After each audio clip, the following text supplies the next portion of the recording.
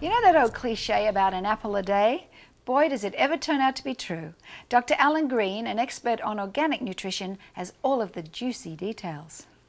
The reason apples make my list, make the organic prescription, is that they're so much more popular than any of the other fruits on the list. And this tells us two things. One, that by choosing organic apples, we can go a long way towards reducing our family's pesticide exposure. And two, that by choosing organic apples, we can exert our consumer power to help change agriculture. In 2005, the apple was the second most consumed fresh fruit in the United States after bananas. And apple juice was the second most consumed juice after orange juice. Together, this makes apples the biggest pesticide problems among fruits. And in particular, apples are a significant source of organophosphate pesticides, along with conventional tomatoes and imported grapes. Now, the organophosphate pesticides were originally commercialized as nerve agents, chemical warfare agents, and they still work on the nervous system. They're neurotoxins. They're used as insecticides. Mounting recent evidence has linked organophosphate pesticides with developmental delays, with decreased intelligence, with attention deficit hyperactivity disorder in kids, and with altered sex hormone levels in adults, lower testosterone in men. When I was in medical school, I was taught that the apple was nature's junk fruit. All it had in it was about 6 milligrams of vitamin C, touch of fiber, and not a lot else, some sugars.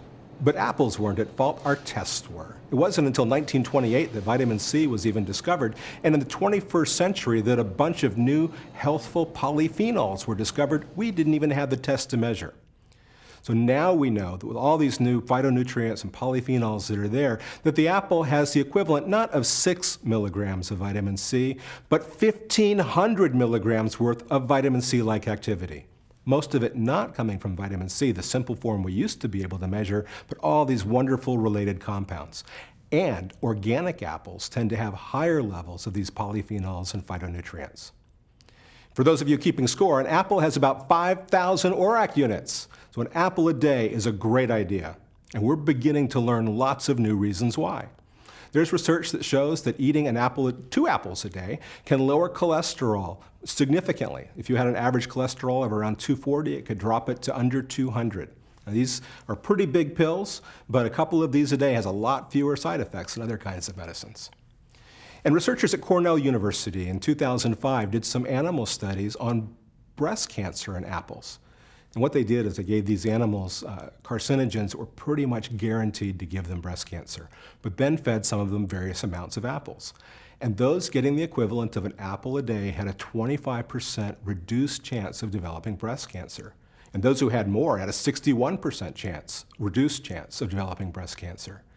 And the researchers concluded that if American women would just eat an apple a day, that could be enough to turn the tide on the rise in breast cancer. Apples are wonderful foods, packed with nutrients that we're just beginning to discover. Organic apples even more so, and without all the pesticides. And as an added bonus, in blind taste tests, organic apples taste better too. Let me give you a quick shopping tip about apples and other fruit. Often there's a little sticker on there with a zip code-like number. If the number starts with a 9, it's organic. If it starts with a 4 or other number, it's not. So let's let apples teach us about healthy eating and healthy agriculture.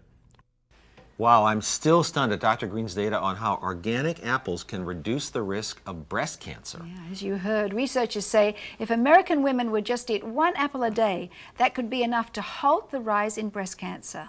And as we also heard, 2 apples a day can drop cholesterol from 240 to under 200. The key qualifier here, of course, is that we're talking about organic apples because they have higher levels of all the good polyphenols and phytonutrients, and they taste great as well.